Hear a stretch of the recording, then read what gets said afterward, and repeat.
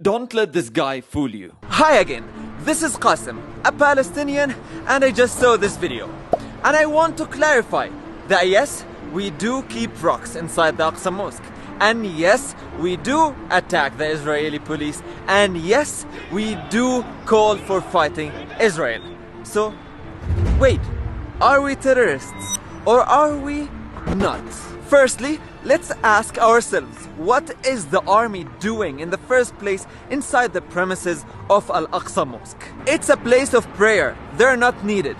But the reason they are inside is to protect the settlers who are trying to invade the premises of Al-Aqsa Mosque for the sole reason of provoking the Muslims who are praying.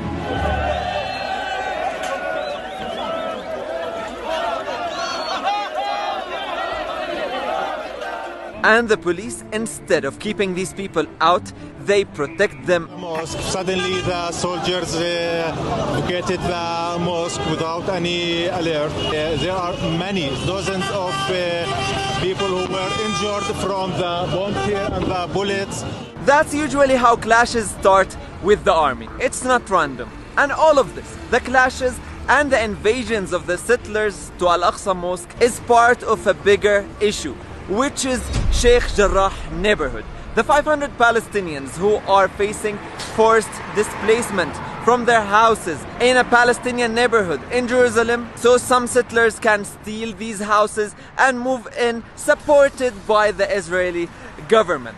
Jacob, you know this is not your house. Yes, but if I go, you don't go back. So what's the problem? Why are you yelling at me? I didn't do this. I didn't do this. But It's easy to yell at me, but I didn't do this. you are stealing my house. And if I don't steal it, someone else is going to steal it. I talked about this issue of Sheikh Jarrah neighborhood in my past video, so I will not go deeper. So, showing this without showing this or that is not fair. But it's okay, because we know that showing this part does not serve your agenda of playing the victim. Look at all the peacemakers of Israel talking about what's happening. None of them are mentioning Sheikh Jarrah neighborhood, which is the most important thing that's happening now, and they're just talking about the result, which is what's happening in Al-Aqsa. If you're watching this and you don't know who settlers are, they are simply extremist Jews who come from different parts of the world to live in illegal settlements of Israel in Palestinian territories. They are the Jews that even Israelis themselves hate for their unethical approach and their illegal existence in the Palestinian territories. It's all it. What you say? In your dream. It's belong to Israel. In your dream. Okay? In your dream.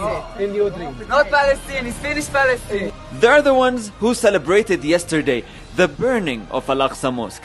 And they're the ones who celebrated before the burning of Ali Dawabshe, a 2-year-old baby, and his family. And that's what Israel wants, putting these settlers in Palestinian places so the Palestinians feel the urge to move from their houses, which is never gonna happen because we know that this is our land. For example, just today, this happened, and after the settler ran over the Palestinian man, you know what happened? The police came to protect him. Whereas if it was a Palestinian running over an Israeli citizen, he would have been shot on the spot. And it did happen few times before. And when you go to Israeli media, that terrorist was labeled the innocent victim of the radical Palestinians. So when Palestinians go to pray in Al-Aqsa Mosque, they keep rocks with them inside the mosque in case they got attacked, and they got attacked.